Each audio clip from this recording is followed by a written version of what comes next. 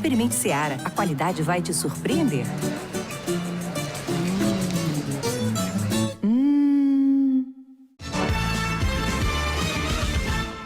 Estamos de volta e nesse bloco falaremos sobre um assunto muito importante: saúde.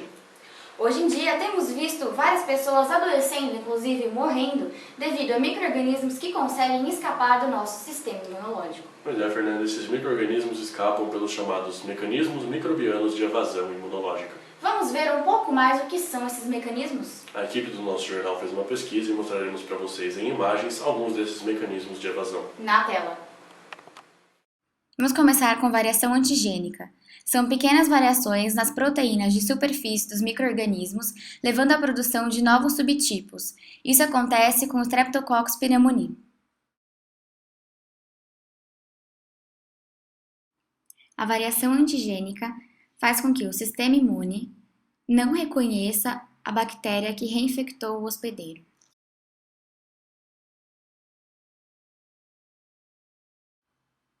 Bactérias gram-negativas apresentam membrana externa constituída por LPS. Ele contém o lipídio A, endotoxina interna e antígeno O, que é alta variabilidade. Isso explica por que pessoas podem ter reinfecção por bactérias gram-negativas.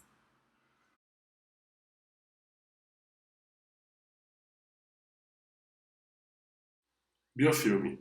No biofilme, as bactérias vivem dentro de uma matriz de polissacarídeos chamada de biofilme, onde podem trocar nutrientes entre elas. Isso aumenta sua resistência à fagocitose por células do nosso sistema imune.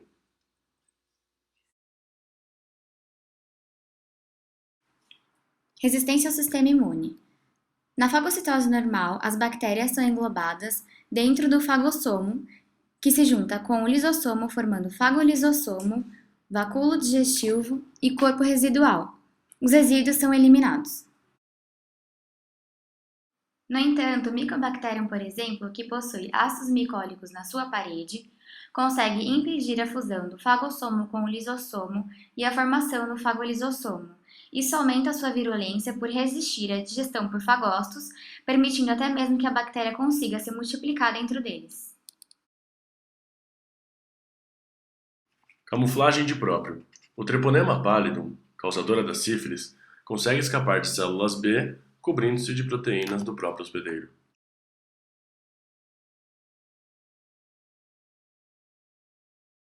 Outro exemplo da camuflagem de próprio é a cápsula, camada mais externa à parede celular, é constituída de polissacarídeos e peptídeos, que são substâncias não estranhas ao organismo do hospedeiro.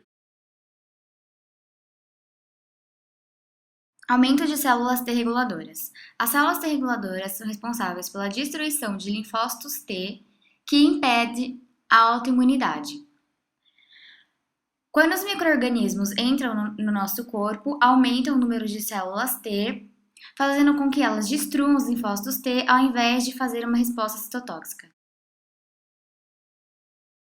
Perda de porinas. A diminuição de porinas dificulta a entrada de medicamentos e toxinas que destruiriam esse micro-organismo. A Pseudomonas aeruginosa é um exemplo de micro-organismo com esse mecanismo.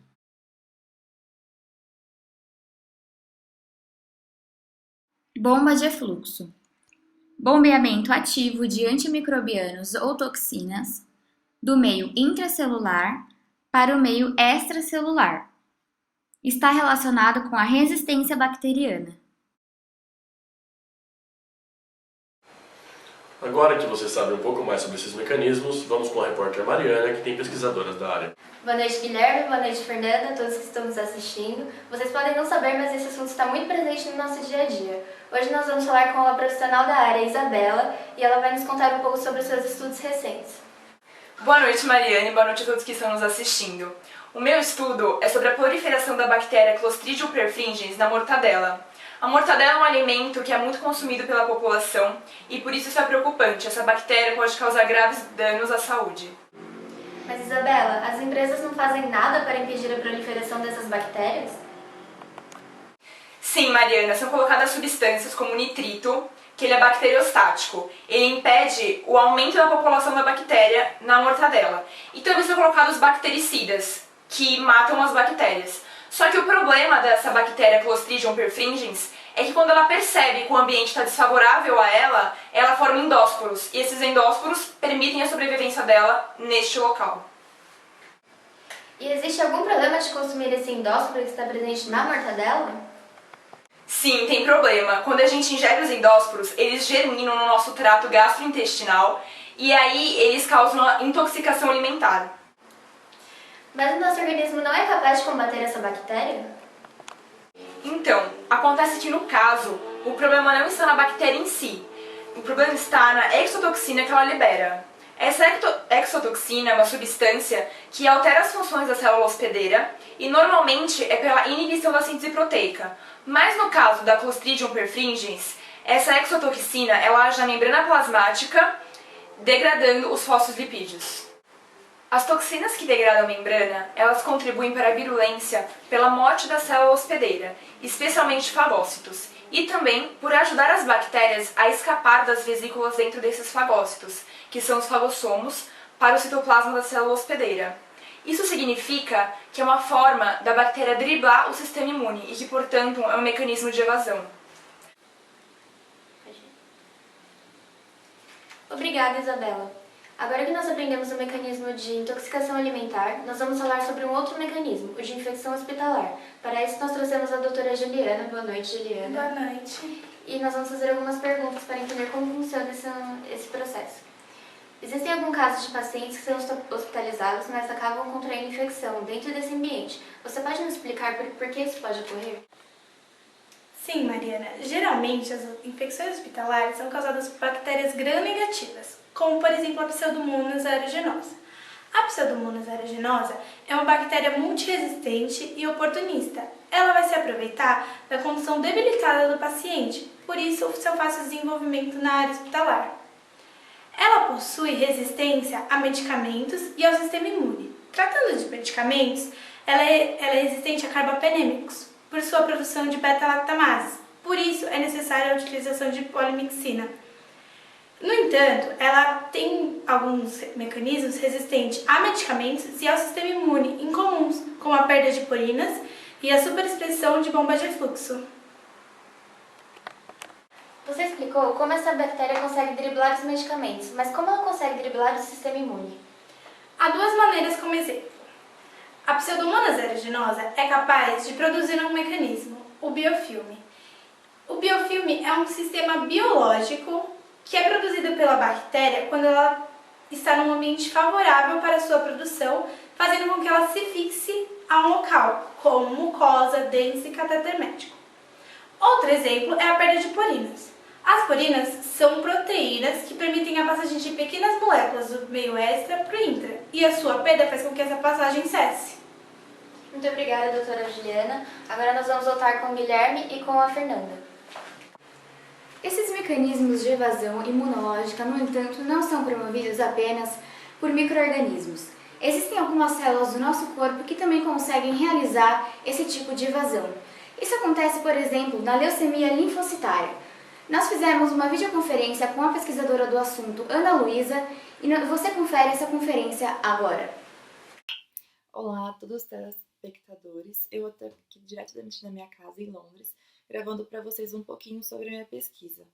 Ela se trata da evasão imunológica que pode ser realizada em algumas vezes pelas células do nosso próprio corpo, provocando nesse caso em específico a leucemia linfocítica crônica, a LLC, que é muito relacionada às infecções bacterianas. Bom, o meu estudo se baseia no fato de que a leucemia linfocítica crônica se dá por um mecanismo de evasão imunológica das células tumorais. Nesse caso estudado, as células em pauta têm características de linfócitos T, e isso é muito raro, porque ele possui uma representatividade de menos de 5% nos casos da LLC. Os linfócitos T, principalmente o CD4 e o CD8, são vitais para a nossa função imunológica do organismo, realizando a vigilância das células tumorais e, em condições normais, as sinapses com as APCs, as células apresentadoras de antígenos. E o que ocorre nessa enfermidade é justamente um prejuízo nesta mediação, ou seja, a LLC atua provocando defeitos na polimerização da actina das células do hospedeiro, impedindo assim a correta mediação do linfócito T, e que tem por consequência danos na imunidade humoral. Mas, nesse sentido, os linfócitos T ativados conseguem estimular a atividade dos linfócitos B, que são os responsáveis pela imunidade humoral. E assim, o sistema imune vai se tornar extremamente fraco, porque a imunidade humoral se relaciona aos micro-organismos extracelulares, e isso torna favorável o organismo a ser mais apto a contrair infecções bacterianas. É importante ressaltar também que é mais comum pacientes com LLC irem ao óbito por conta dessas infecções do que em razão da própria doença. No estudo também, nós observamos que existe uma droga imunossupressora denominada lenalidomida. Ela conseguiu bloquear os defeitos causados pelas células tumorais dos linfócitos T, por meio de um mecanismo denominado downregulating. Esse mecanismo faz com que a célula diminua a quantidade de um componente celular por ação de uma variável externa, que nesse caso se trata da quitina do citoesqueleto.